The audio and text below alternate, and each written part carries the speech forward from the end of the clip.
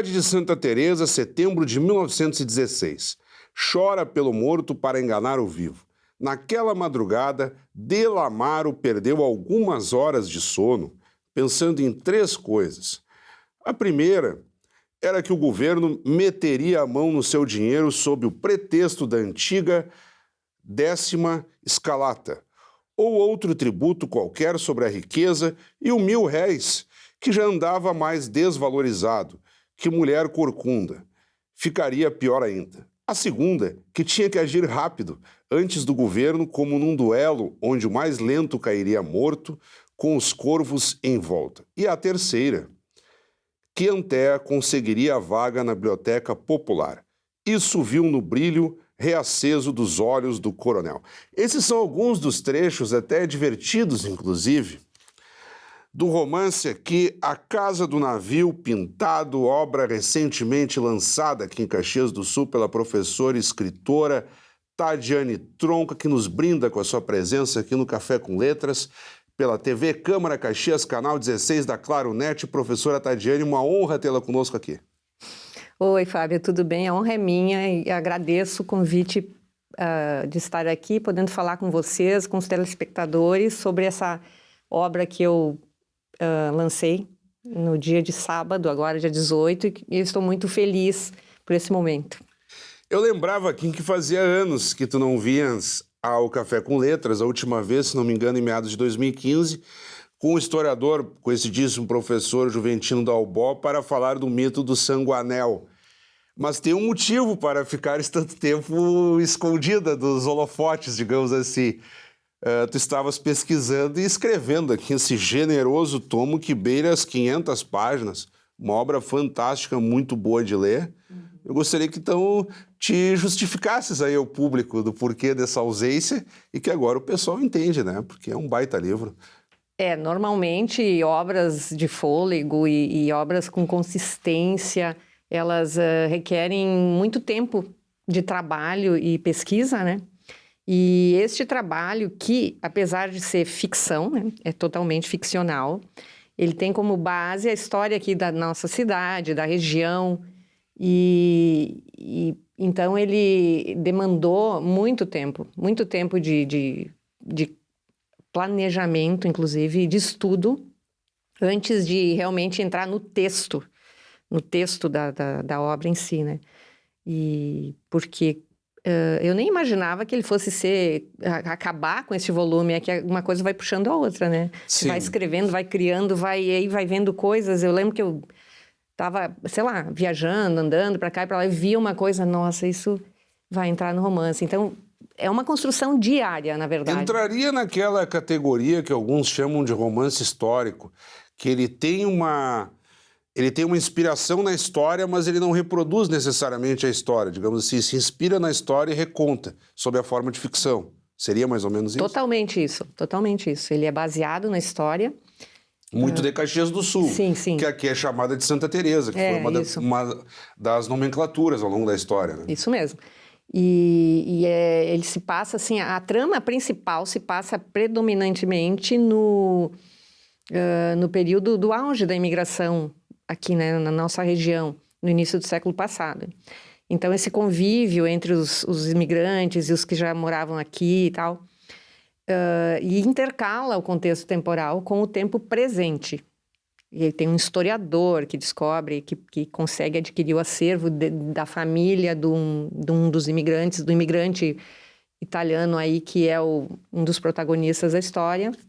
E ele se debruça sobre esses documentos para processar os documentos, trabalhar nos documentos, que é que um arquivista faz, né?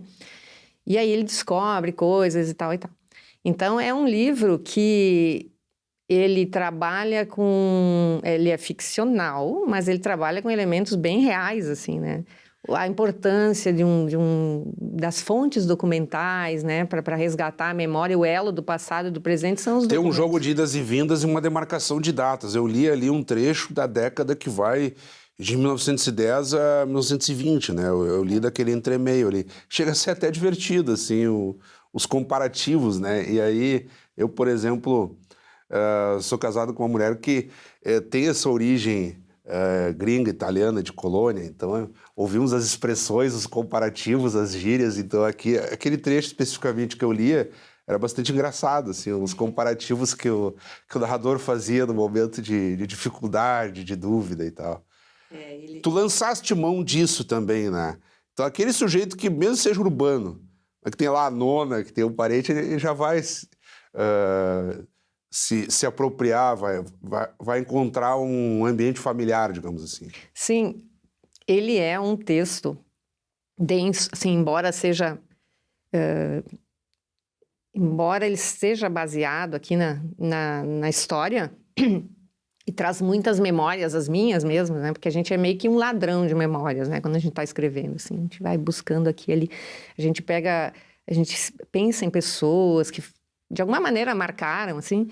Tem um escritor que deve ser teu amigo também, o Elvio Gonçalves, fala muito das conversas roubadas, né? Que nós ouvimos aqui e ali, quando vem, vamos nos apropriando, né? É bem isso. E a gente transforma isso em personagens, né? A gente leva para a ficção e tenta deixar mais interessante, né? E esse livro, ele tem muito humor, na minha opinião. Ele é permeado por momentos de humor, tanto num dos personagens que é um pouco fantasioso aí, que entra para também fazer a ligação do passado com o presente. Ele está ali, dando pitaco o tempo inteiro, e ele, como ele não é propriamente um ser humano, ele está ali... Então, ele se permite tudo, debochar, enfim, é bem legal, assim, é instigante, sabe? Mas tem humor também na forma da narração, que é diferente.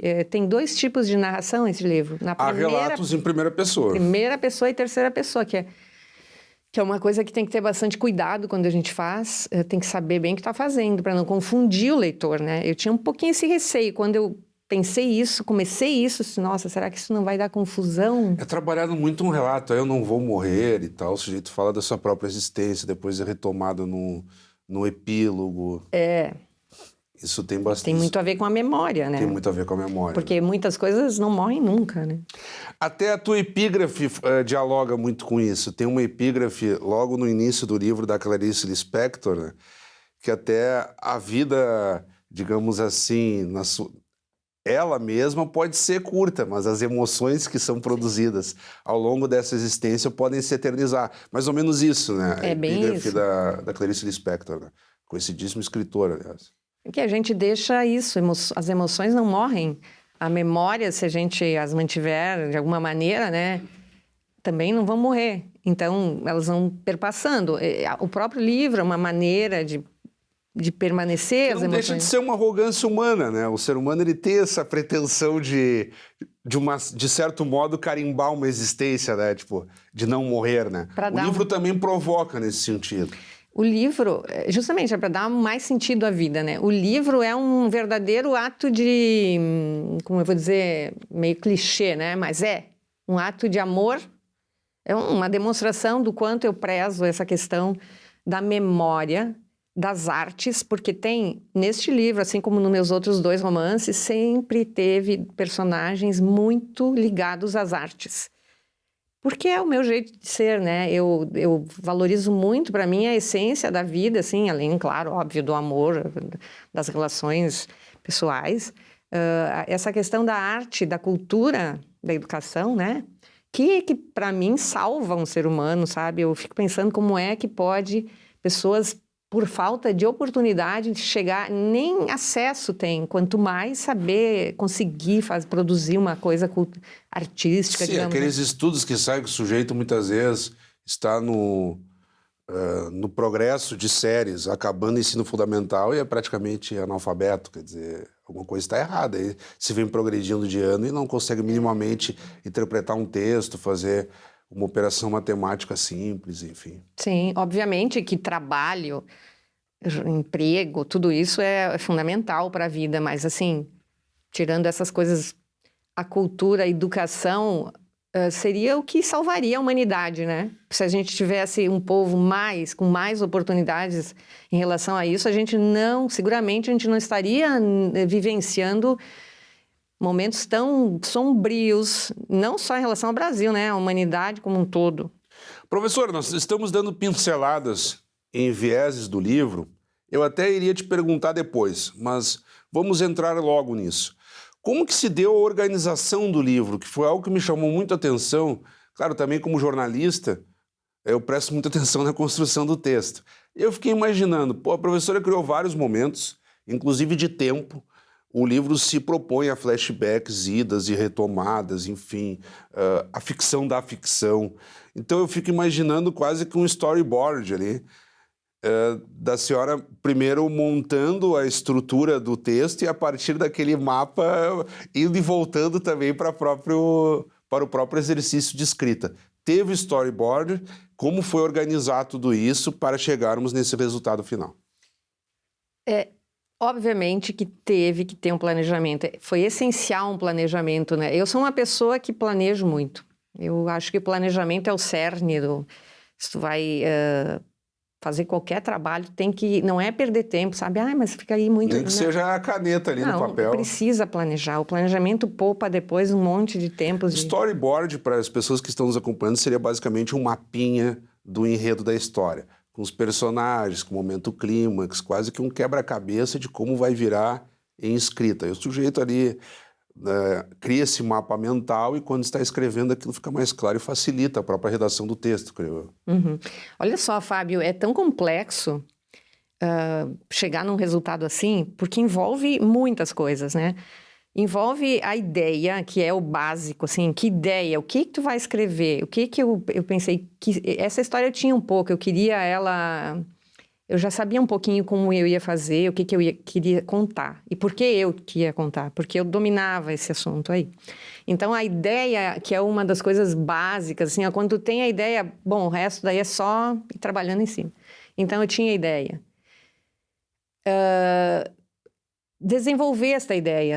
Aí eu tive sorte, digamos, de que no ano que eu estava pensando nisso, o professor Luiz Antônio de Assis Brasil, escritor famosíssimo gaúcho, que foi secretário de Estado da Cultura. Professor da PUC, enfim. Isso, ele ministra há mais de 30 anos. Eu não sei se ele ainda está. Acho que sim. Quando eu era estudante de jornalismo lá, ele lecionava na Letras. Eu acho que sim. Encontrava muito por lá. Ele ministra oficinas, enfim, foi o criador de oficinas e há mais de 30 anos em Porto Alegre para quem gosta, pretensos escritores. Imagino que tenha sido um dos pioneiros nisso, se não foi o primeiro. Muita gente assim chegou a mudar para Porto Alegre, de cidades do interior e tal, para fazer as oficinas dele porque queriam ser escritores. E ele lançou um livro sobre isso, Escrever Ficção, em 2019. E eu comprei o livro, estudei, aí me ajudou. Então, a estrutura do romance eu fiz assim, capítulo, sei lá, claro que eu fui construindo isso ao longo dos dias, assim, né, do tempo, fui modificando, mas eu tive um esqueleto. São uns 3 anos, praticamente, de concepção da obra, né? De tudo, né? Então, com essa estrutura do romance, assim, na primeira parte, o que vai acontecer, apresenta os personagens, né? Depois o ápice do conflito dos personagens, porque tem que ter um conflito, porque senão... Aí resolve o conflito mais ou menos em que altura do romance, acomoda, todas essas coisas. O conflito aqui, no caso, é entre os nativos, né? E os imigrantes que vão chegando também, né? Não, sim, também, mas na verdade, assim, o conflito pessoal, né? O conflito de cada personagem, claro. Cada personagem... O estranhamento também entre portugueses e italianos, que é retratado aqui. Sim, também. Mas quando eu me refiro a conflito, eu me refiro ao conflito que o personagem carrega para a história ser atrativa, claro. Sabe? E aí, normalmente os filmes, tu vai ver, sempre tem uma coisa que e aí vai lá no ápice e aí resolve, ou não resolve. O leitor gosta que resolva, né? Mas como é? Por exemplo, não posso inventar um personagem, boto ali e depois nunca mais... Mas cadê aquele personagem? O leitor quer isso aí. Estranhamento, né? Então toda essa coisa, que nos outros romances eu fiz um pouco empiricamente, me ajudou muito esse trabalho do professor, né? A escrever ficção, que ele escreveu também com a ajuda de outros escritores e tal. E me ajudou nessa questão da estruturação do romance. Bom, aí fui construindo a história. Quando eu terminei, e agora, publicar? Aí eu só vou dar uma pincelada rápida, porque eu me sinto na obrigação, né? Eu fiz um projeto para a Lei Estadual de Incentivo à Cultura, ele é financiado pelos cofres públicos do Estado, o sistema Procultura. Procultura, exatamente. Com apoio da empresa Sil, que é a Alternativa a Gravações Serigráficas. E eu tive a feliz ideia de criar um projeto que incluiu este romance e mais um que eu vou lançar, não romance, uma obra não ficcional que eu vou lançar em agosto, mas que também trata da memória, que chama As Casas de Ontem, Vida e Morte do Patrimônio Histórico e Cultural de Caxias, de 1975 a 2022. Os dois estão no mesmo projeto, que chama Ficção e Realidade, a memória no encontro de dois mundos. Esse teu próximo projeto já fica o convite para retornares aqui no segundo semestre. Muito importante para também detalhar. Porque essa é a realidade de Caxias, a realidade mesmo, não é uma ficção. Que é diferente, né? Dois gêneros, mas que se conversam. Se conversam, porque este, na verdade, é um mundo imaginário baseado naquilo que a cidade vem protegendo. No factual. Exato. Enfim. Mas como nós sempre fizemos, professora, vamos dar uma pausa aqui na abordagem do nosso foco do programa, que é o romance A Casa do Navio Pintado, e de imediato chamarmos as dicas do autor. Roda a vinheta aí.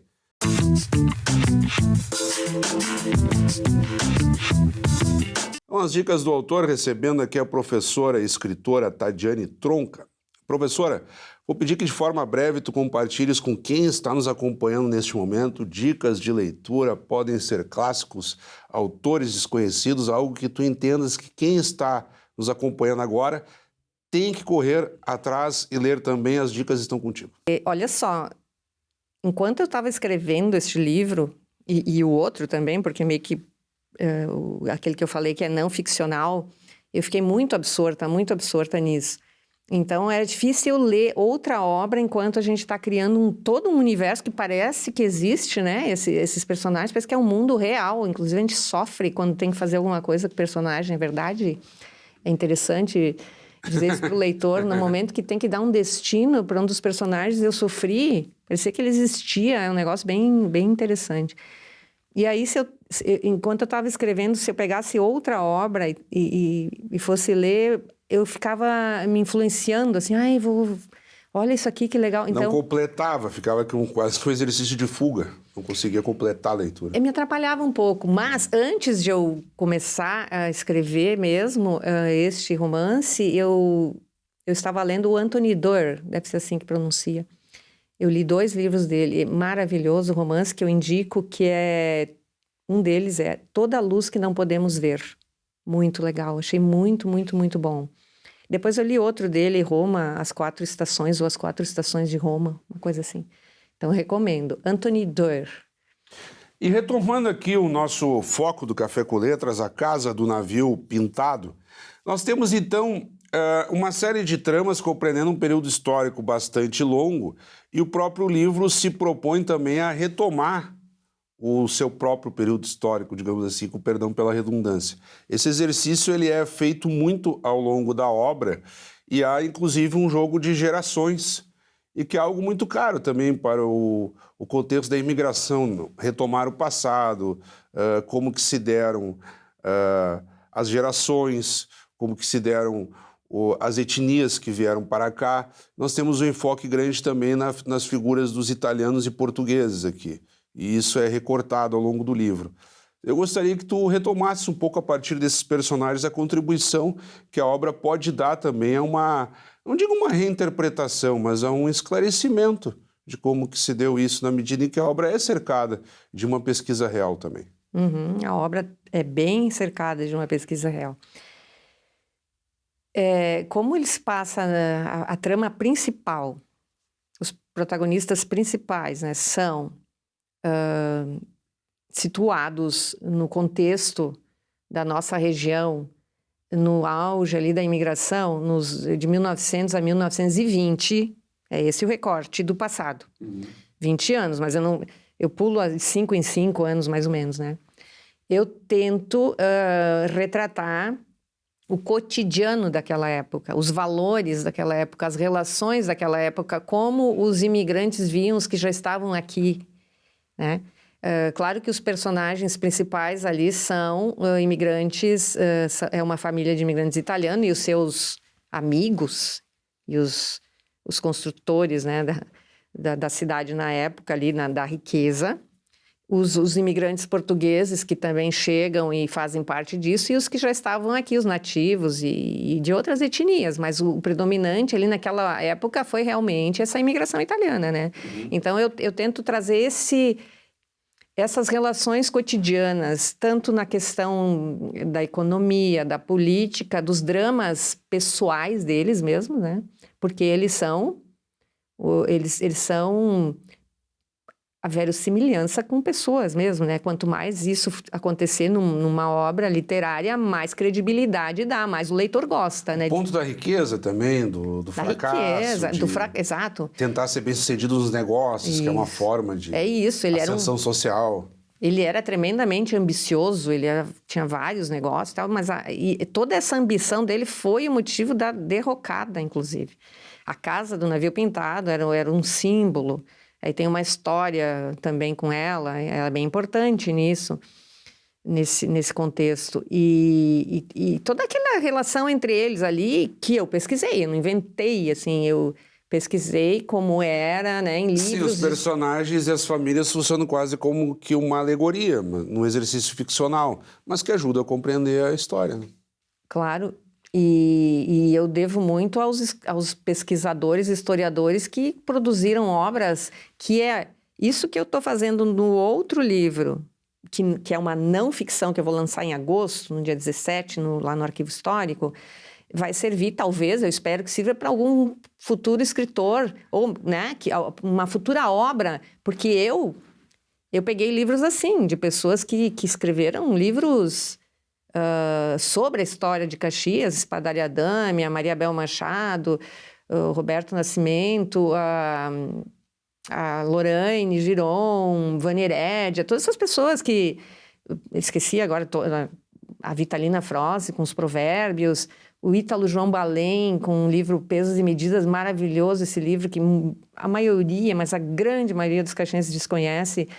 Me deu uma inspiração para uma coisa que está nessa história. Um ponto que nós estamos esquecendo aqui, do qual nós estamos esquecendo, a pandemia ganha uma atenção aqui também, no sentido da recuperação historiográfica do próprio período. Casualmente, né? Porque eu comecei a escrever antes da pandemia. Nós ultrapassamos aí o período, sobretudo agora, 2020 e boa parte de 2021, então são pelo menos 2 anos aí intensos. E, felizmente, a pandemia da Covid-19 aí que assolou, levou à morte mais de 650 mil brasileiros, fora mortes e casos mundo afora. E ganha uma atenção aqui também na medida em que um dos personagens tem tempo de revisitar esses arquivos e tal, e ele acaba fazendo a recuperação historiográfica do recorte ali de 10 anos, pouco mais de 10 anos do ápice da imigração italiana. Ele acaba fazendo isso e também há uma atenção aqui, surge num recorte ainda que curto, do mito do Sanguanel, que foi um livro que tu trouxeste aqui no programa há 7 anos, mais ou menos, junto com o historiador, professor Juventino Dalbó. Então, eu gostaria que tu desse um recortezinho nesses minutos finais aí, desse momento dedicado à pandemia também no livro. Uhum. Só para completar, os livros que eu pesquisei também teve livros não ficcionais, quer dizer, a Divina Comédia, eu cito... Porque para dar consistência para um personagem, se ele gosta do Dante Alighieri, por exemplo... Que recentemente saíram as traduções do professor... Olha que coincidência, José né? Clemente Posenato, né? Então, ele tem um personagem que era fã. Aí eu tenho que pesquisar lá por que ele era fã, quem foi, sabe? Entende? Isso tudo, se eu invento ali, eu tenho que dar consistência. Respondendo à tua pergunta, a questão da pandemia, eu comecei a escrever antes da pandemia, né? Em meados de 2019, o início, não lembro... E veio a pandemia, então eu aproveitei isso. E, coincidentemente, o período no passado, os personagens do passado enfrentam a gripe espanhola. Então, olha só, é uma baita coincidência, né? Uhum. Naquele corte até 1920, pega a gripe espanhola. A Primeira Guerra, tem esses conflitos grandes também são retratados aí. A título de ambientação. E respeitando essa essa coisa do livro ser baseado na história, né? É um romance histórico. Então, como que... Isso também eu pesquisei em jornais da época, porque a gente tem os jornais digitalizados hoje, tu pode acessar de casa, perdão, e saber como funcionava isso lá em 1910, porque tem jornais digitalizados que tu acessa no Centro de Memória, aqui numa parceria entre a Câmara de Vereadores e o Arquivo Histórico Municipal João Espadaria Dami. Exato. Então, a gente pega essa ambiência toda aí e transforma, e eu fiz isso, transformei nesta ficção, que eu tenho muito orgulho. O Centro de Memória da Casa, que tem um portal vinculado ao próprio site da Câmara de Vereadores. Isso aí. Então, nossa, o sujeito pesquisei clica muito. Ali e tem muita coisa. Pesquisei bastante nesse site para ver como que as pessoas da época, lá no início do século passado, reagiram e viveram sob a questão da gripe espanhola, da guerra. E aí te ajudou também a situar aqui no livro. Bem, nós tentamos traçar um mosaico aqui, eu e a professora Tadiane Tronca, porque é quase impossível dar conta de um romance de 500 páginas num programa de pouco mais de 20 minutos, mas nos esforçamos. Ficaram aqui provocações para o leitor que ainda tomará contato com a obra, aqueles que já estão em processo de leitura, porque recentemente foi lançado, é muito difícil alguém dizer que foi no lançamento no sábado e já concluiu a leitura. Eu recebi um pouco antes do lançamento, tive esse privilégio. Mas, enfim, ficam aqui também dicas. Quem está na leitura já vai ver, mas para aí, a professora aqui tentou dizer tal coisa, não era o que eu pensava e tal. E um preço extremamente acessível, porque eu fiz questão de fazer um valor que é praticamente 50% do valor que seria um livro desse porte normal no mercado. Ótimo. Porque ele já é financiado pela Lei de Incentivo à Cultura do Estado, e eu penso, se já tem um financiamento dos cofres públicos, é porque o povo já deu sua contribuição. Então, ele está super, super acessível, né? Maravilha. Como faz para encontrar, então, já que estamos falando de adquirir o livro? Então, tem meu contato ali, pode ser comigo diretamente, mas tem no site da editora www.bestiario.com.br, tem no site Amazon também, no formato e-book, e tem nas livrarias, aqui no Arco da Velha já está disponível. Olha aí. Então não vai ser tão difícil encontrar a obra. Mais uma vez, te agradeço, professora. Valeu, eu que agradeço. O meu contato vou dar um e-mail, porque eu sou um pouco das antigas, né? Pode ser. É ttronca@gmail.com, se quiserem adquirir diretamente comigo, ou nesses outros locais que eu falei. Então, maravilha. Obrigada pela oportunidade de divulgar essa obra, viu? A honra foi toda nossa. Acabamos de conversar, então, com a professora e escritora Tadiane Tronca, ela que nos brindou aqui com um romance recentemente lançado aqui em Caxias do Sul, A Casa do Navio Pintado. Já fica o convite, então, para trazeres a tua nova obra no segundo semestre. Agosto? Estarei aqui em agosto. Obrigada. Estarás aqui, então. E, como sempre, também convidamos a todos que continuem acompanhando a nossa programação. Até o nosso próximo encontro.